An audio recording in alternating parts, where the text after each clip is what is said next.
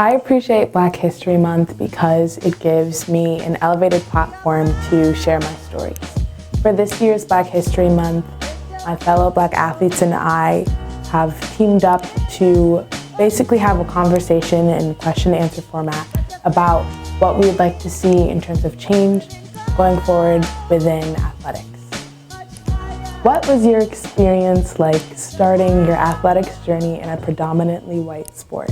Growing up in Maryland, lacrosse is a pretty popular sport. So kids I would play with when I was super young, like I started playing when I was about 5. I would also go to school with and just be around all the time. And as a 5-year-old, you don't really notice that race in that sense.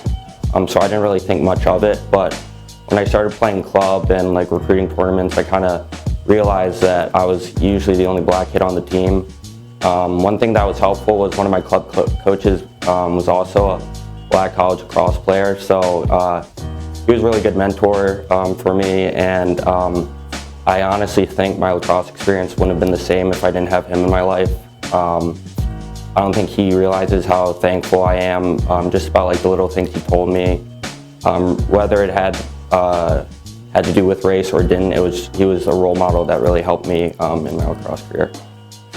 Have you had an experience on the field that changed how you viewed your Blackness in your sport? Well, at the beginning of my sophomore year of high school, I was on the bus to a game and I was talking with one of my white teammates, and she was saying that she really hated playing this team because they were so far away.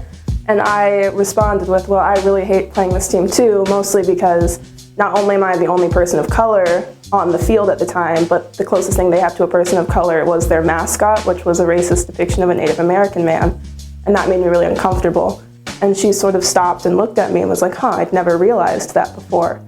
And in that moment, it was the first time I knew that whenever my white teammates step onto the field, they never survey all of the other people on the field to see if they were alone, because they knew that if they weren't going to be the majority, they were going to be the only kind of person that was there. And that was a comfort I didn't know my Blackness kept me from until then.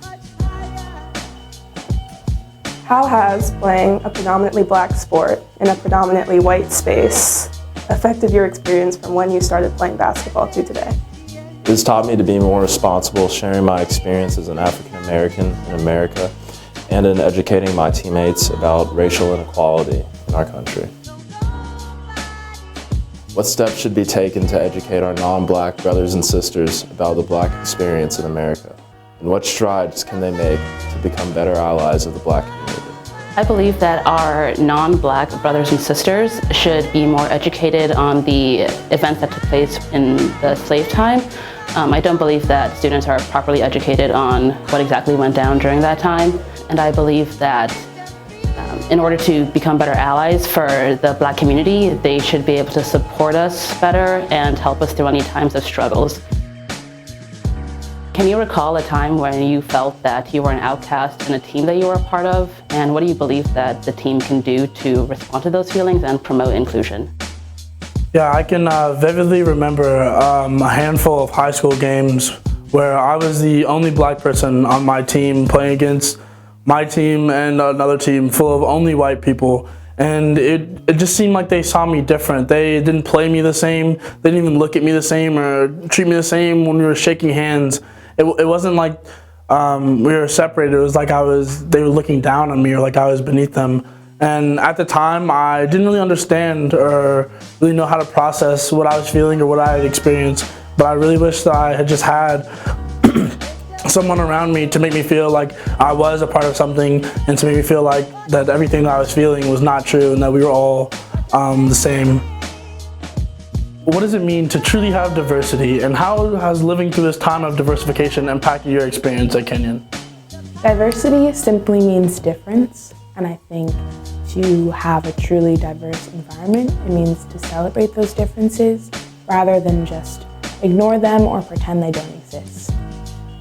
I actually learned that definition of diversity in an anti-racism workshop that Kenyon provided for students and student athletes and members of the faculty. And I think those steps that Kenyon is taking towards a commitment to anti-racism are the necessary steps, leading to celebrating that diversity. And in the midst of these discussions I've been having, I have felt heard on my team, but I do know that that's not the case for every single Black student on this campus. I think these discussions that we've been having and the dialogue are the steps to get there, and I think that power rests in the hands of the students. As a senior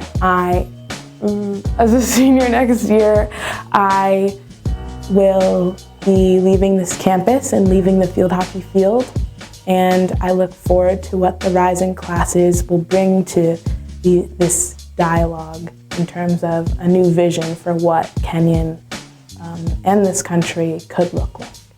I've really enjoyed and appreciated all of the dialogues we've had, especially this past month, given that it's Black History Month. But I think something that's really important is that we make sure that these conversations don't just stop once it's March. Otherwise, the onus of this work is still going to fall on the students of color, and that's really not fair.